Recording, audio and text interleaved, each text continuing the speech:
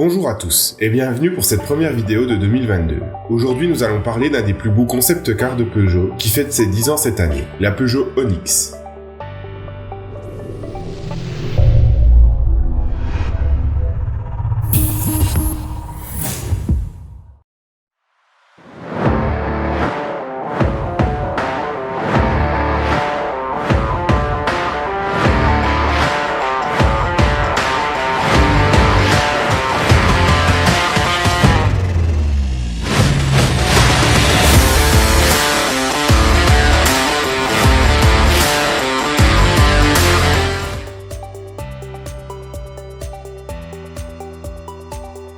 L'Onyx est la descendante directe de la Oxia. Elle y ressemble dans la forme et dans la fonction. Un coupé 2 places, une supercar tirée de la compétition.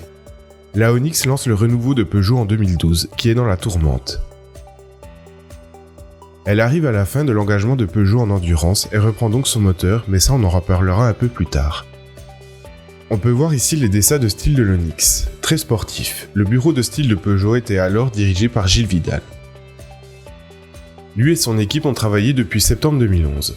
Plusieurs styles ont été étudiés, mais on va parler du style dans un instant. La base du concept est la monocoque en carbone. Elle ressemble à un vaisseau spatial digne de Star Wars. Au début, le style était plus plongeant.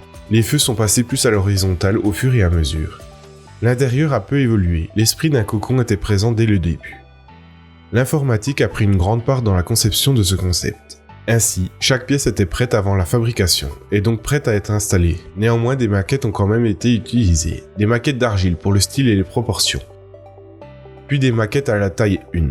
C'est un vrai travail d'équipe. Vient ensuite l'installation des trains roulants et du moteur sur la monocoque, avec les équipes de Peugeot Sport. On peut voir des jantes de 407 coupées.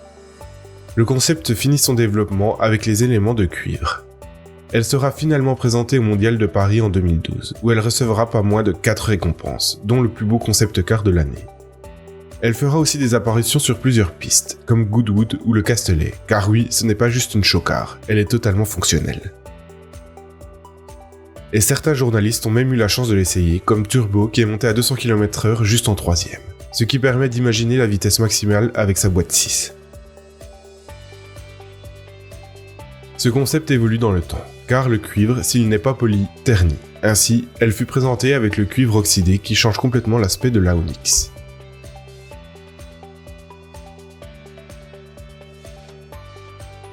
Passons maintenant au style. Avec les dessins préparatoires, on peut voir que le style s'inspire fortement du style des années 80.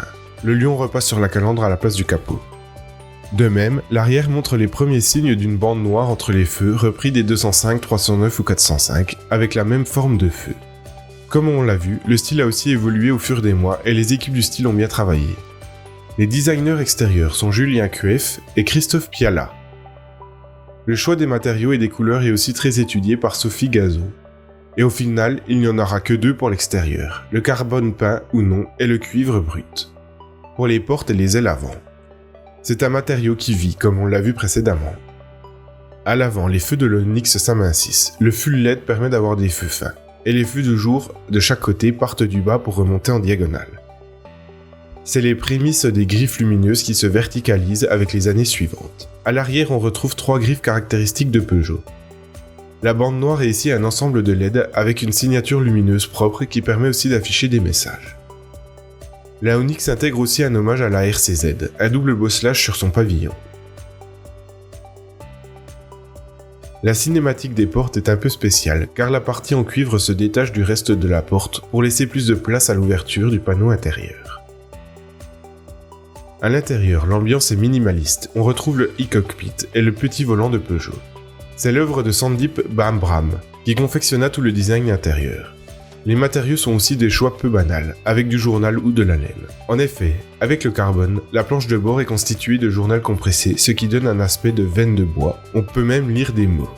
Ce procédé vient des pays scandinaves. Le dernier matériau est le feutre. Compressé et étiré, l'habitacle est modelé dans un écrin d'un seul tenant. Pas de siège à proprement dit. Les occupants sont assis dans le siège baquet à même la caisse. Entre les sièges, on retrouve un élément peu banal, servant de diffuseur de parfum, mais aussi de jauge de carburant. C'est aussi l'apparition des touches piano et du minimaliste au niveau des boutons.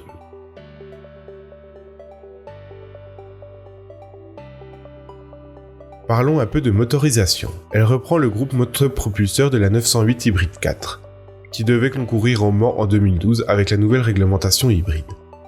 C'est donc un V8 diesel de 3,7 litres développant 600 chevaux, le tout envoyé aux roues arrière. S'ajoute à un moteur électrique de 80 chevaux, et malgré le poids des petites batteries, le poids de l'ensemble est limité à 1100 kg.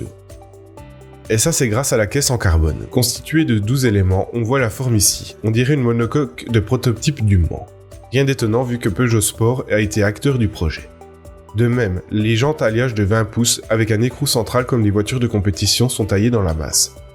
Les pneus à l'avant font 275 mm de large et à l'arrière 345 mm, développés par Michelin. L'air du moteur est aspiré par le toit au niveau du bosselage par des prises spécifiques. Les trains roulants sont aussi issus de Peugeot Sport et donc dignes d'une GT. On ajoute un aileron amovible qui s'ouvre à haute vitesse et ainsi qu'au freinage et voilà une voiture digne d'une hypercar.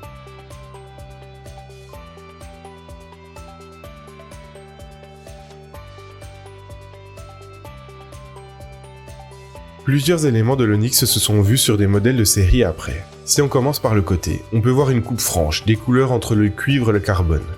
Coupe franche que l'on retrouvera sur les 208 et 308 by Peugeot Sport, ainsi que sur le 3008. Puis d'autres concepts de Peugeot comme la 308R hybride ou encore la fractale. Si on continue sur le côté, on peut voir le pli de la porte qui sera aussi présent sur les versions 3 portes de la 208 en inversé. La calandre est l'évolution de la calandre flottante de la SR1, évolution que l'on retrouvera sur la 308 phase 1. Mais celle qui reprend le plus les traits de l'Onyx reste le restylage de la 508, qui reprend la calandre avec le lion, mais aussi les feux de jour, et les LED dans les feux.